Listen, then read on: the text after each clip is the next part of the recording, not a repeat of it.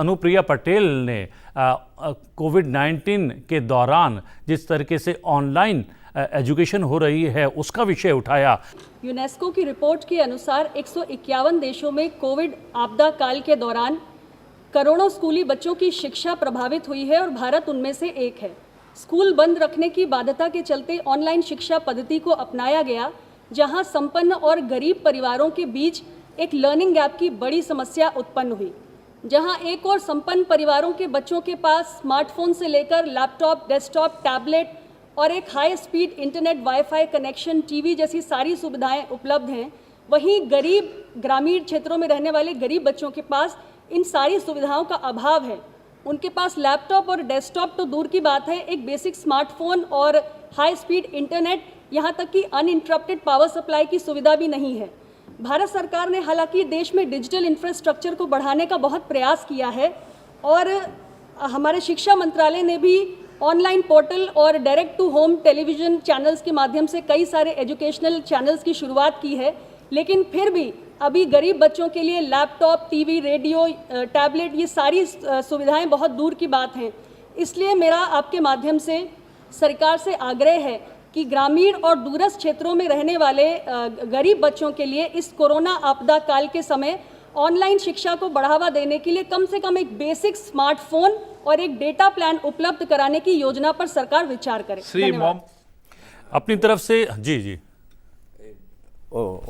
बोलिए। नहीं आप कुछ बोल रहे थे। अनुप्रिया पटेल ने जो बोला बहुत अच्छा चीज है। जो ग्रामीण क्षेत्र है, ठीक बात है। ग्रामीण क्षेत्रों में जो ऑनलाइन एजुकेशन है, हर बच्चा तो डिप्राइव है जी। नो किसी का पास मोबाइल, आज तक मोबाइल नहीं है, ऐसा फैमिली है ये है। लैपटॉप छोड़ दीजिए, डिजिटल के बारे में जो सेंट्रल गवर्नमेंट का जो BSNL, MTNL में जो डेवलपमेंट करने का जो ये था, ये तो नहीं हुआ आज तक। हमारा डिजिटल सिग्नेचर का मामला, डिजिटल सिग्नेचर करने के लिए पार्लियामेंट में डिजिटल सिग्नेचर जो उसमें मोबाइल में ऐप दे दिया, उसमें आज हमारा ये मोबाइल इंटरनेट नहीं आया, तो सिग्नेचर का सिस्टम हमारा है।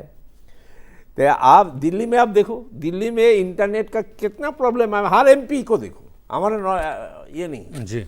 जो दिल्ली मेन सिटी इंडिया का देखो, इसमें भी प्रॉब्लम है यार। गांव का बात छोड़ दीजिए, जो प्राइवेट एयरटेल बोलो, अदर्स जो प्राइवेट टेलीफोन जो है, वो उसका सर्विस थोड़ा है।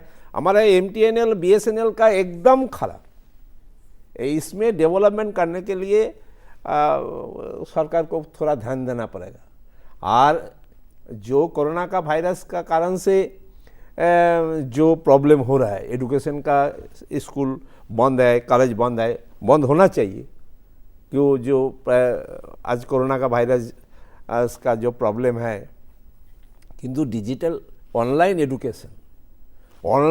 एजुकेशन चालू करने का सिस्टम जोरदार करने से सेंट्रल गवर्नमेंट को ज़्यादा ध्यान देना चाहिए।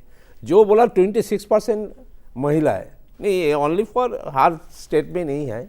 जो केरल में ज़्यादा है, बंगाल में वो ज़्यादा है, इसमें ज़्यादा है परसेंटेज, बंगाल में बहुत ज़्यादा है, केरल में भी बहुत ज़्यादा है।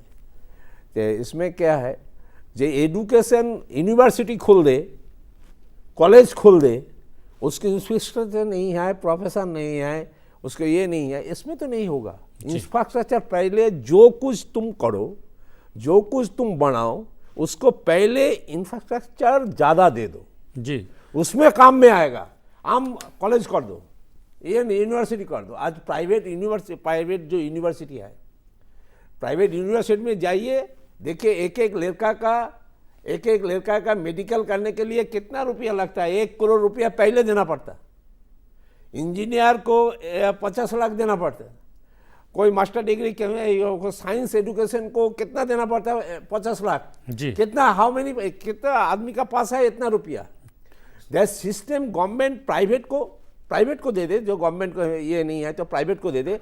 प्राइवेट कॉलेज जो बनाता है उसको उसमें भी लाइन ये कर दो, कैप लगा दो, सिस्टम बना दो। सुमित्रानंद जी एक और महत्वपूर्ण बात इस मेडिकल करने के लिए तुम इतना 40 लाख, 30 लाख, 20 लाख तुम जी, जी, जी। ले पाओगे, इंजीनियर के लिए 10 लाख, ऐसा सिस्टम बनाना चाहिए। ये कोविड-19 को लेकर इसमें शून्यकाल में बहुत महत्व की बातें सामने आई।